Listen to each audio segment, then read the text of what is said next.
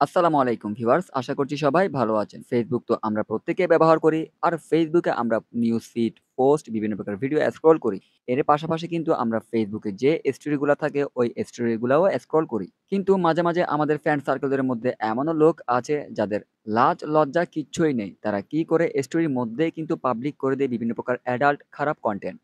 যেগুলা কিন্তু Facebook স্টোরিতে মানায় না। সো আপনি যদি কখনো আপনার Facebook এর স্টোরি কোনো না কোনো পাবলিক প্লেসে ওপেন করেন, তখন যদি হঠাৎ করে ওই ধরনের অ্যাডাল্ট কনটেন্ট আপনার স্ক্রিনের উপর চলে আসে স্টোরি থেকে, তখন কিন্তু আশেপাশের লোকজন কিন্তু আপনার ফোনের দিকে তাকিয়ে যদি ওই অ্যাডাল্ট স্টোরিগুলা দেখে, তাহলে কিন্তু অবশ্যই আপনাকে অনেকটা খারাপ ভাববে।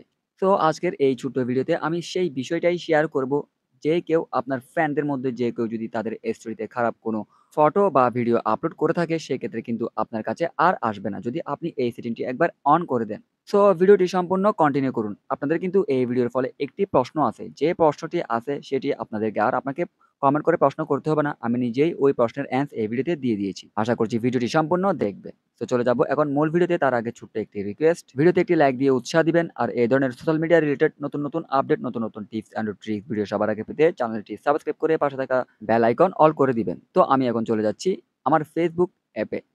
ফেসবুক অ্যাপে যাওয়ার পর এখান থেকে আমি আপনাদেরকে জাস্ট দেখানোর সাথে একটি স্টোরি ওপেন করব। এখানে শুধু আপনি অ্যাডাল্ট কনটেন্ট, অ্যাডাল্ট স্টোরিগুলা যে আপনি হাইড রাখবেন তা কিন্তু না। আপনি আপনার অপছন্দের যেকোনো ব্যক্তির স্টোরিও চাইলে এভাবে রিমুভ করে রাখতে পারেন। তাদের কোনো স্টোরি আপনার কাছে আর আসবে না। তো যে স্টোরিটি আপনার এখানে ঠিক এভাবে আসবে, তখন আপনি কি করবেন? উপরে দেখুন একটি 3 ডট মেনু আছে। এখান থেকে 3 ডট মেনুতে ক্লিক করবেন। দেন এখান থেকে মিউট এমডিস স্টোরিজ এই অপশনে আপনি একবার ক্লিক করে দিবেন। তারপর দেখবেন এখানে আরো ৩ টি অপশন আসবে। এই ৩ টি অপশনের মধ্যে এখানে দেখুন, প্রথমে হচ্ছে ফর 24 আওয়ার্স, পরেরটা হচ্ছে ফর 1 উইকস, পরেরটি হচ্ছে আনটিল আই আনমিউট ইট। তো ২৪ ঘন্টা যেটা আছে এটি হচ্ছে শুধু ২৪ ঘন্টার মধ্যে যদি সে কোনো স্টোরি পোস্ট করে, আপনি সেটি পাবেন না, আপনাকে দেখানো হবে না। তারপর হচ্ছে ১ সপ্তাহের জন্য, পরেরটা ১ সপ্তাহের জন্য কিন্তু আপনি তার আর কোনো স্টোরি সিন করতে পারবেন না। আই মিন আপনার কাছে আসবে না। তারপরটা হচ্ছে আনটিল আই আনমিউট ইট। তো যেহেতু আপনি তার কোনো স্টোরি চাচ্ছেন না, সেক্ষেত্রে আপনি এখানে পরেরটাই দিয়ে রাখবেন। তো দেওয়ার পর এখান থেকে আপনাকে মিউট অপশনে ক্লিক করে দিতে হবে। তারপর কাজ হয়ে যাবে। এরপর আসুন ওই প্রশ্নে, যে প্রশ্নের কথা আমি ভিডিওর শুরুতে বলেছিলাম।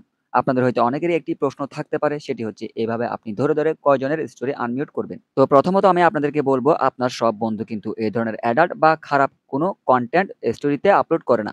আর দ্বিতীয় নাম্বারে বলতে চাই, আপনি জাস্ট এইভাবে কয়েকটা অ্যাডাল্ট বা খারাপ কনটেন্টের স্টোরি যদি আপনি আনমিউট করে রাখেন, ফেসবুক অ্যালগরিদম কিন্তু অবশ্যই ডিটেক্ট করতে পারবে আপনার ইন্টারেস্ট সম্পর্কে। আপনি যে এই ধরনের কনটেন্টের প্রতি ইন্টারেস্ট না, সেটা কিন্তু ফেসবুক বুঝে যাবে। দেন আপনার কাছে কিন্তু ওই ধরনের স্টোরি আর পৌঁছে দিবে না। সো আশা করছি বুঝতে পেরেছেন।